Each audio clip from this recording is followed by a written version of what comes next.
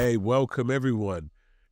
I am so glad that we can come into your home or wherever you are. You might be driving or you might be at work with your headphones on. Make sure you don't get in trouble though. But I'm so glad you've come. Listen, continue to subscribe to the channel, comment, like, and share so we can get this conversation to as many places and spaces as we need to do. I'm so glad that we've been dealing with the subject matter in February of relationship and how important it really is, because we need to navigate through this space because it helps us in our everyday life.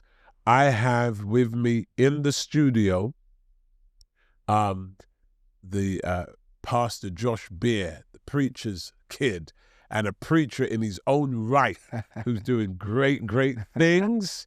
Amen. I'm so excited about those bit of static there. I'm so excited about your once a month meetings that have been fantastically attended. Your next one is in the harbor, right there. Yeah, so we're downtown, Limitless Nights, and just expecting God to move in the city. I don't believe you can win a city unless you're in a city. And so we're right in the heart of the city, downtown, and God has been faithful. And so we're meeting on the 28th of this month. It's going to be an amazing time. Good stuff. Listen, I'm glad you've come in. We've been talking about relationship, and we've been speaking about how important it is. We've been covering various aspects, and this is the finale. We're going to deal with being found and how to find. The Bible says this: he that finds a wife finds a good thing and obtains favor from the Lord. Are we saying that only males should do the finding? Absolutely. Absolutely, that's what we're saying. He that findeth a wife findeth a good thing. It doesn't say she that findeth a husband findeth a good thing. So I think that scriptures are clear. Bible is clear. You got to do the finding. you gotta be a hunter, and she has to be like Ruth, gleaning in the field, doing something productive. And so if she sees him and likes him, what does she do? Makes herself noticeable. Not thirsty though. Don't be thirsty, but be noticeable. Break that down. Thirsty is trying to be seen and not being worth being seen. Does that make sense? So sure. You want to be seen, but all you have is all that you see. So you are surface, you're not substance. Wow. So you got a lot of sparkle, but you don't got a lot of substance. Oh, that's powerful. Yeah. So I think if a woman wants to be seen, she has to be a powerhouse of a Proverbs 31 woman, which is faithful, prayerful, persistent, powerful, prayer warrior. Like that is what a Psalms 31 woman is. And so she's not just the cake, she's also the main course. You know what I'm saying? So she's just not candy. She actually has some nutritional value to your soul and your life. So that's what you want to be if you're a woman, and that's what you need to be looking for if you're a man. Okay. Yeah. So let me ask this: what qualities should a man be looking for in a potential wife, and what qualities should a female be looking for in a potential husband? Yeah, I'll give you 3: faithful, focused, and persistent. Faithful, focused, and persistent. I think that men should be looking for women who are faithful, focused, and persistent. A woman that is focused is not worried about likes, comments, and DMs. she's focused. What is she focused on? Who is she focused on? I think you have to start asking yourself that. Like, is she focused on anything? Does she have any ambition in her? And that's different for every man, because some men are not looking for a wife that is trying to climb the corporate ladder. Right. But you have to know your appetite. Sure. Which means you got to know who you are, which is what a woman should actually be looking for. A man that knows who he is and has a vision for his life, doesn't follow trends, doesn't follow crowds, but he's following the call. Peter was in the boat and Jesus is walking on water. They perceive that it's a ghost. He says, Lord, if it's you, bid me to come. Right. Jesus says, come. Peter gets out the boat. What's funny about the story is Peter was the only one who got out. Jesus did not give any specificity to who should get out, but only Peter was bold enough to get out the boat because he wasn't focused on following the crowd. He was listening to the call. Sure. That's the kind of man you should be looking for, sis. You should be looking for a man who is listening and responsive to the voice of God. And the man should be looking for? She has to be focused. She has to be faithful. She has to be persistent. Okay. Yeah. Yeah. Do you think what you've just mentioned in terms of what the ideals that she should be looking for and he should be looking for is consistent within the church right now? No way. No way? No way. No What's way. missing? Everything. Everything. Everything Right. is. I'm joking, but in all seriousness, a lot of it is missing. We've allowed social media to play a big part in how we perceive and how we interpret relationships. And so now, instead of looking for a man who has a vision, we're looking for a man who has a portfolio and money in his pocket. Now, instead of looking for a woman who has real substance, we're just looking for eye candy. That's what the fellas are looking for. So some of the cultural norms have seeped into our churches and have changed our appetite for what is biblical and what is actually true. But if you're going to really get this thing right and find the right person, you gotta get yourself right first. So you got to change the way you think. You got to really look at what is culture saying, and does that really actually align to what the Bible is saying? What is the biblical grounds for what I should be looking for? Proverbs 31 gives us a clear indicator of what a man should be looking for and what a woman should be trying to become. So and vice versa. Yeah. Yeah. Yeah, because the man has to also work on himself as well. Yes, but I'm not looking for a man to be a Proverbs 31. No. He's got a different set of attributes that he needs to. Yeah, but his because that goes into my other question go ahead. about compatibility. And basically, you've got people on different levels. And this throws up another set of dynamics because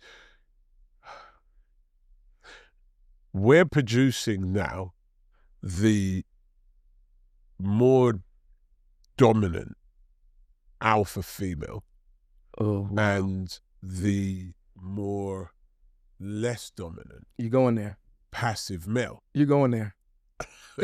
This is the reality on the ground. So that's a strange, not a strange, but a more intriguing dynamic. Modern women. And then you're also dealing with other dynamics where you've got the alpha male and the alpha female in the same sphere. Yes. How are we going to navigate through this? Because there needs to be a distinguishing of positioning, roles, understanding. So what would you say about that? Because, it can cause a bit of a stir, potentially. When looking? Yeah, when looking. So you're looking, but obviously you're preparing yourself when looking. how do you then deal with that in terms of getting yourself ready? Or is there something you need to look for that you navigate around that potential space if it's not an ideal and not biblical? Yeah, I think in this whole social media place that you can swipe right, swipe left with the dating apps, it's not real. It's really, it's not, it's very surface. It's not deep. It's not divine. It's not, this is my God-given person to help to fulfill the God-given vision that he's given me. So you can't find it like that. Some people say they are, but I'm not too sure about that. I think the biggest struggle is people think that they can shop for it. So they're shopping, they swiping, but it's too many options leave to, what's the word I'm looking for? Too many options leave us. See, and I also think what you're saying, which is brilliant, I also think that when we talk about the finding, I think we do need criteria. And I also think we need discussion. Yes. You meet somebody, right, and they're the perfect person, whichever way, male or female. Right. But you've got to find out, you've got to go beyond that veneer right, of, okay, he opened the door for me or she bought me a gift. Yeah. You've got to go into, okay, where are you want to go in life? How do you see this working? How do we deal with this difficulty? Where do our positions align? Right. Where do our roles take place? And that way you should be able to understand each other. Perhaps, not even perhaps, absolutely premarital counseling is essential to discuss. Because also people have had different experiences. Yeah. There's abuse people's been through. Yeah. Physically, sexually as well. And that can play a role as well in things. So I feel that's another angle on what I'm saying, that I want to know where do you think, we are and where we roll, how our roles are and how we deal with certain difficulties that may come up. Obviously, we can never equate for every scenario, but as long as where you are in the majority, I think that's very important. I'll say this. I completely agree with what you're saying. I think you need to have the hard questions up front. Yeah. Ask the hard questions up front. Don't wait until you get to the wedding day to start having hard questions. Or in the marriage as it goes along. Yeah. Be proactive. Don't be reactive. You need to have the hard questions. Now, let me set a caveat to that. You're not asking hard questions on the first date. Because you don't want to scare him. Yeah, like, what's your 5-year plan in 15 years on the first date? Whoa. Slow down. You scared me off. How many kids? Slow down. Let me enjoy the freshness and the newness of what this could potentially be. Chemistry is really important. And when you meet somebody for the first time, you're more likely to be open and receptive in the dating space. So keep that energy and that chemistry easy. Don't ask the hard questions on the first date. You want to, And there's a way. You just want to get through the first one first. And there's a way to ask the hard questions. Potentially. If me and you are sitting down at lunch, as friends, and I present to you my value. Yeah. As a preacher, as a friend, as a businessman, this is what I bring to the table.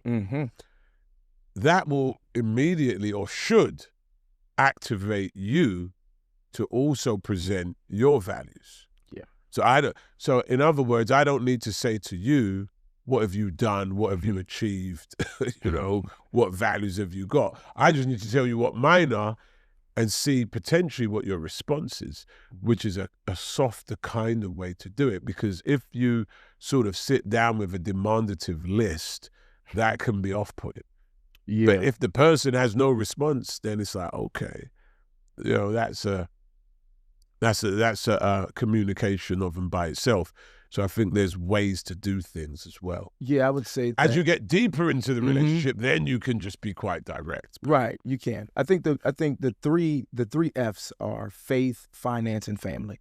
Those should be like fundamental, foundational questions that you should be asking, male or woman. Faith, where's your faith? What's your financial situation like? And that doesn't mean, and that's not the first day, but we should know at least the first date about your faith. I don't have to know your finances immediately, but that needs to be a question. And then I need to know about family, where you come from, what you come from. And that's not the first day, but that's some dates after. But faith should definitely be talked about on the first day. I think so. And that doesn't mean like, are you saved? You can be more flirtatious and coy about how to speak about faith. Like, I was thinking about this the other day, and God, I agree. You need to be talking about faith. And where's your faith? I also think that we need to also caution our criteria and lists with looking for potential more than the finished article. Because, again, in this era that we're living in, everybody's presented the finished article. If you go for the finished article, that can be real short-sighted. Yeah. I'm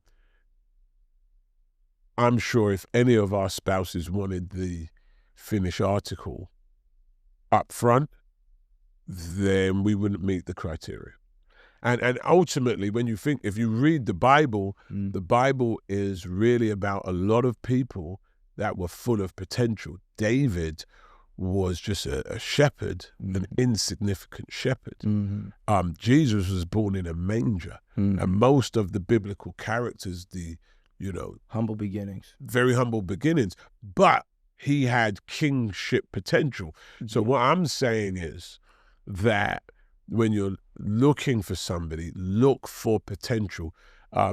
It's like anything. In the stock market, you don't buy a stock that's reached its optimum. That's usually very expensive, and it's not going to climb any further. You look for something that's low and then becomes high. Yeah. And then you kind of buy into that. And I think that, and it goes both ways. She must have this, she must look like this, and all of that. You got to be able to look at her and say, you know what, with my input, this is going to be this is going to be the finished article that I really want it to be. Because don't you believe that that's what God's put in us, creativity and building and that sort of thing? What do you feel about that? I feel everything you said was absolutely right. They call them KPIs, key performance indicators. So when you are dating, if the person has potential, you should be looking for KPIs, key performance indicators. In other words, there are certain things that they are doing currently that is going to help them get to what they eventually want to do and what they said they want to do. So if they talk in a good game, but they don't have the KPIs, then this is not a person that you need to be investing your time with, because there's not performance indicators in the relationship that are showing you that they're going to do what they said they were going to do.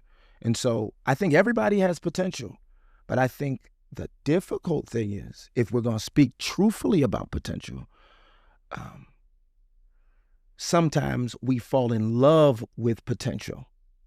And when we fall in love with potential and don't have those KPIs in place, we end up disappointed because the person doesn't do what they said that they were going to do. Yeah. So my thing is, just don't fall in love with the potential.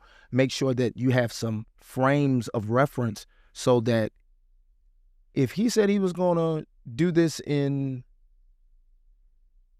the next 30 days, look to see if he was able to accomplish that. If she said she was going to do such and such and such, and you can do this in the dating game. You don't have to wait 5 years. No, you should be able to see if this person is really a person of their word. Bible says iron sharpens iron. Some of us think that loyalty is we think that loyalty, just because I'm loyal, doesn't mean they deserve something. Some people are loyal because they don't have anything. They don't have any other time. They don't have any other place to be. They don't have, you are their whole world. So that's like a key performance indicator. Be like, no, I don't want to be your whole world. I want to be a part of it. I don't want to be all of it. And going back to your key performance indicator, which I think is a brilliant analysis. Yeah. You said something that's so true. When you're dating someone or getting to know someone, your friends, whatever area you are, what they say and the things they say they're going to do, if they don't do it, then that's a real problem. Unless there's a good reason for it. Right. And that really sends tremors throughout the whole relationship, I feel, because you've reneged on what you said you would do. And that is a real blight to me. I just believe it's important to do what you say. Let your yes be yes and your no be no. Yeah, and to have drive as well, to have passion, to have energy. Yeah. And I think these things are quite important. And to remain consistent. Right. Remain consistent. You don't want to get married, find the person, and then start dropping things because you've now got the person. Now you're not interested in driving and being consistent. Right. I think that's a real problem. Let me ask you this. Here's an interesting space to navigate through. When you're looking, you want to be found, you're in that space where you're preparing yourself and etc. There are people who take advantage of that. Take advantage of? The fact that another person's looking for a spouse. They take advantage of it. There's a lot of people out there who just want to date, try out the relationship, potentially be romantic with the person, and then move on to 2 and move on to 3. And so they're presenting themselves in a way that they really aren't. It's a veneer. Sheep's in wolf's clothing. Right. Yes. So how do you spot the sheep from the wolf with the sheep's clothes on? A wolf is eventually going to show its teeth. Because their appetite is different than the sheep's appetite, right? So the wolf's appetite is that of it needs meat. And so it needs to constantly conquer something. Always has to conquer. He wants to test drive, she wants to test drive the car, but never buy the car. There are always indicators with those kind of people. And so, very practical. If it's getting to the point where you feel like this could potentially be the person for you, has the person ever brought up marriage with you? Like, if they're not talking about marriage with you, it means they're not thinking about you.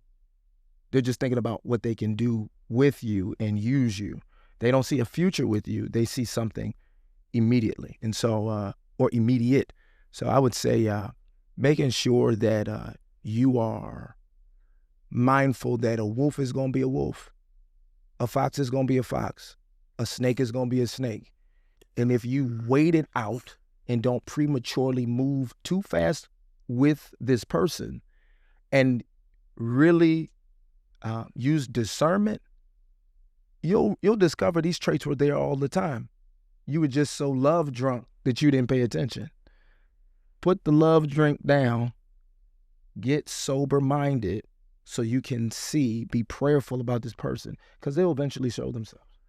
Wow. Yeah. That's really powerful. Yeah. So you're saying slow it down. don't hand out too many benefits in either direction. Sometimes that can be financial, it can be emotional, sexual. Should slow it down and wait and see what the person is like. And I'm going to say this, and I don't know how far we can go with this. I think before we live in a culture that we don't even give ourselves emotionally first anymore. We are more prone to give ourselves sexually first and then deal with the emotional repercussions of a decision that we made when we didn't settle, when we settled. And so be patient. Patience is a virtue. You got to really sit in the seat and really discern, because who you marry changes the course, quality, and the trajectory of your life.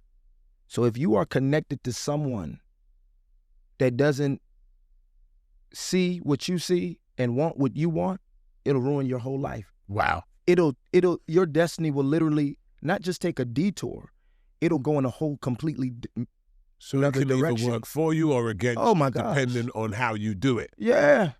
So you got to really take it seriously. I think so many people are so serious about everything else in their life. I mean, some people are serious about their health. Some people are serious about their finances. Some people are serious even spiritually, but they're not serious about the person that they believe that God wants them to do life with. Yeah, see, I believe that the most important decision we could ever make in life is firstly God. Yep. And then the second is marriage. Absolutely. Because you're spending absolutely huge amounts of time and combining yourself with another person and all your efforts and so forth. And as you say, it's essential. And so that cannot just be entirely an emotional decision.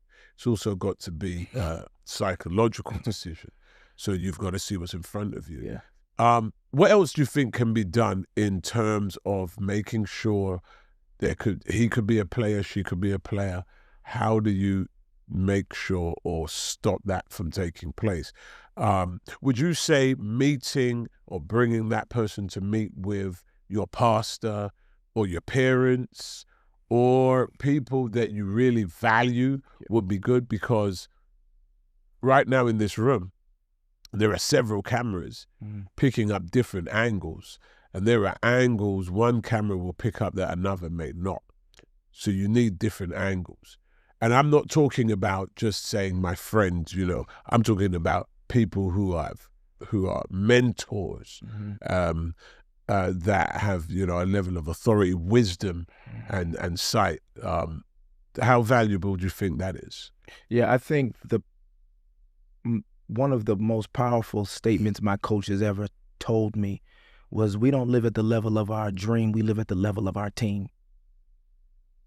So teamwork makes the dream work, but if the people on your team don't have vision for where you want to go, when you bring somebody else to them to ask, is this the person for me? They might not have the capacity to see, like you said, each camera, there's several cameras in here. They're showing many different angles, many different viewpoints. But each camera has a different lens on it. So you have to have quality cameras and quality lenses. Yeah, so you just can't have great people. You have to have people with great vision for not just who you are, but who they believe God has created you to be. Not just now, but in your future. And so bringing that person around those quality people. For me, I didn't expose my wife to my parents until I was sure. I didn't expose my wife to my friend group until I was like, sure. And then when I was sure, I still wasn't sure, if that makes any sense. So even when I was sure about her, I still wasn't. You were sure enough to bring her around. Yeah, I was not sure enough to marry her. Yeah. Yeah, I was sure enough to bring you around, but I'm not sure enough to marry. And that's okay, because it's a very key and critical position in somebody's life is a partner, a marriage. So a partner in marriage. So I didn't bring her around, but when I brought her around, I was open to people's critique. So I wasn't in there defending her either. So you didn't let them make the decision. No. You were open to hear what they had to say in terms of I was contributing? listening to the critiques because I was already enthralled with her. So like you need people to sober you up that can see the things that you can't see. Because when you start bringing them around your friends and your pastor, your parents, or the people that are high capacity people in your life, they need to be able to see her or see him in a way that you can't see them, because you kind of blind right now. So you gotta get some high value people to get their eyes on her, get a gauge of her spirit or his spirit. You know, I had a mentor that told me, you need a woman that's going to challenge you.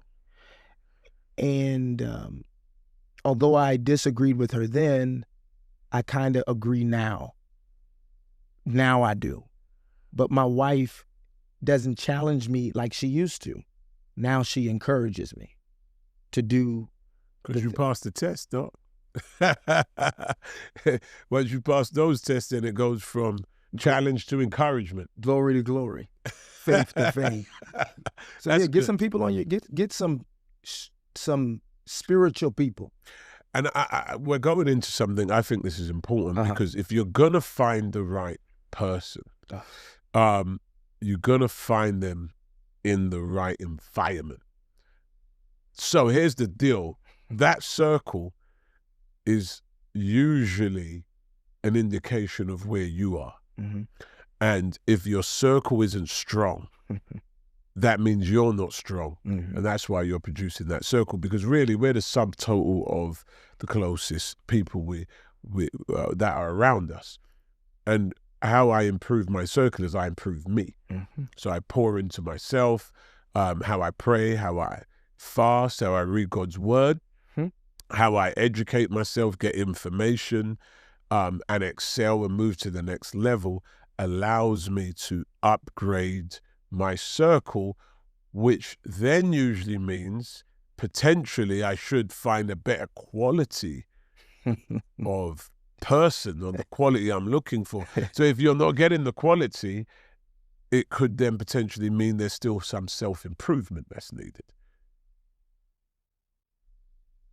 I agree that you are the sum total of the people that you surround yourself. Show me the 3 closest people to you, and I'll tell you where you're going in the future. Absolutely, I agree.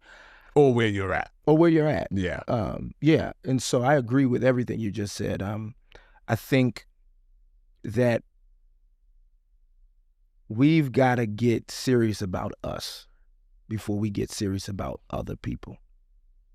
And I know that probably sounds selfish, but when you get on a plane, the first thing they tell you after you put on your seatbelt and they're giving you the instructions, they tell you, in case of an emergency, put the mask on you first, because if you can't help you, then you'll be of no help to someone else. Yeah. And so I want to implore and encourage people, get serious about you, because like you just said.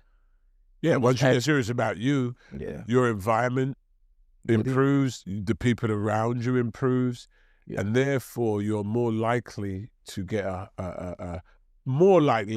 to be able to potentially get a person that's more suited to you, and your circle will be able to vet them better because you've got a better or a more advanced quality of circle. Yeah. So they'll be able to spot things that you may not be able to see. Yeah, I agree. I think if you get better, your circle gets better, the quality. But sometimes, just sometimes. No, come on, let's say. Sometimes we've seen many people climb corporately and relationally, they're deficient.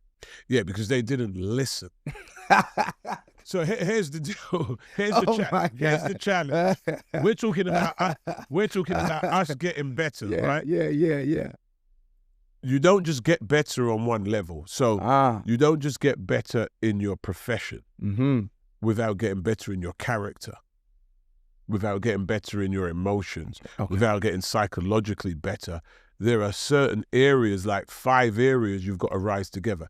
If you just get successful career-wise, but not in other areas, Yeah. that's going to be a real big problem. Yeah. And that's why we've got very successful people that end up crashing enormously because they were only successful in one sphere or one arena, but they didn't carry it all together. True. So basically, you got successful financially, but not as it relates to Relationally in your circle. yeah. And a lot of those people are told, but they're so egotistical, but they were told, I don't think that's good for you. Mm-hmm.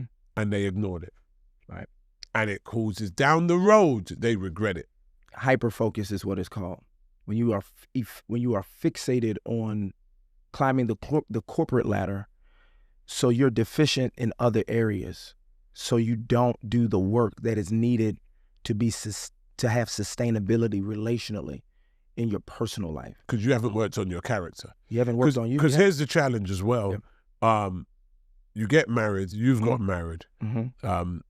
You get married, and when you meet your spouse, they're at one level, okay? And you're on a similar, usually, footing or whatever footing you're on, it doesn't really matter.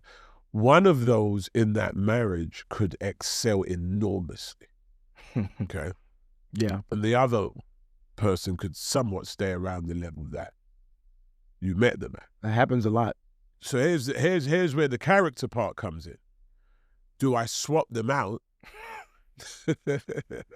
for somebody who is now at my new level, or do I take the current one and bring them to this new level I'm at? That's a whole new energy. Yeah. To take someone who is maybe quite passive, quite calm, and pour into them. See, this is what character, I believe, is. Yeah. Pour into them. Because remember, they've been there for you at some capacity, because you couldn't have got there usually without some type of contributing from the spouse that you had that helped you accelerate. So do I then come back down because they've not got there with me and bring them up? That's a whole nother level of prayer, talking to God. And that's a part of character. Or do I just say, man, this is too tough, I tell you what. Yeah. You know, so that, and then you end up with a whole mess by swapping them out. Yeah. You know, you've got a new model car, so now you want a new model wife, you know? Right. Right, exactly. I think... So the point I'm making is, I think character is an essential element of these things. Yeah. And if we work on that, we'll be able to find the person better. Our surroundings will be able to vet who they are, and we won't, have some of these challenges. Yeah, you said several things that piqued my interest just now. When I was in marriage counseling, the person that did our marriage counseling said, if he or she doesn't change from today, never change, could you still be with them for the rest of your life? Wow. What did you say? I said yes. That's amazing. She said yes. Because... Do you think that would have held true when you're now in the marriage? Yeah. Okay. Because we discussed it in another episode, but when I met my wife, I was not making as much as my wife. Yeah. So she loved me at that level. She was willing to say, if he never makes any more money than me, this is my guy. If he never grows up anymore in his maturity, in his spirituality, this is my guy. So, and I tell you what is actually, and I'm going to say this for the viewers, actually very fascinating about that, is when you look at your wife's father, Bishop Brown. He's enormously successful and massive mega church. I mean, I've been there, preached there several times. So the fact that, being his actual biological daughter, growing up around all of that, is willing to say, if he doesn't make any more, it's fine. Right. Because the example was set for her, but she's at a place where she's able to say, you know what, I'm cool like this. Yeah, but I think that's excellent. And not just cool like this and then treating you in a way, because there's women that subservient, yeah, because there's situations where the female can be earning more, or the male, and they use that as a form of machoism. Yeah.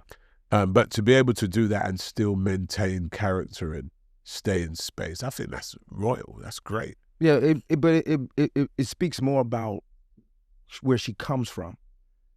So everything that he's obtained is because he's a high character person. So he produced high character children. That's good. So we made a decision that we're going to create a house of high character people. Our daughter's high character.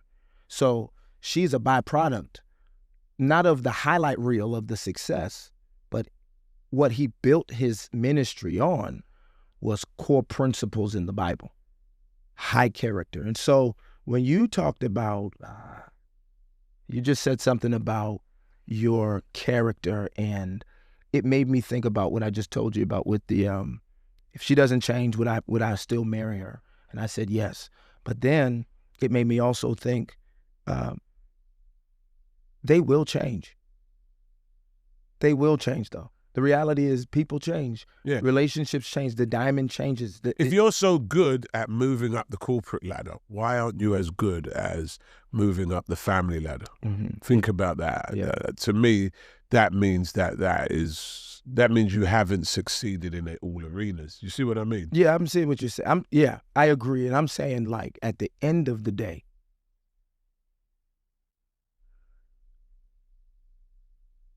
the character has to be a Christ-centered character, because love is unconditional. That's good.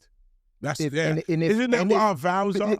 But yeah, for rich or for poor, so for sickness and in health. So if it's really unconditional, if love is patient, love is kind, if that is true, that means even if I'm climbing corporately, or I'm climbing in a personally, my development, my spirituality, my emotional intelligence, all of these things, if I'm growing and my spouse is not growing the same way, that means I still got to be kind and patient.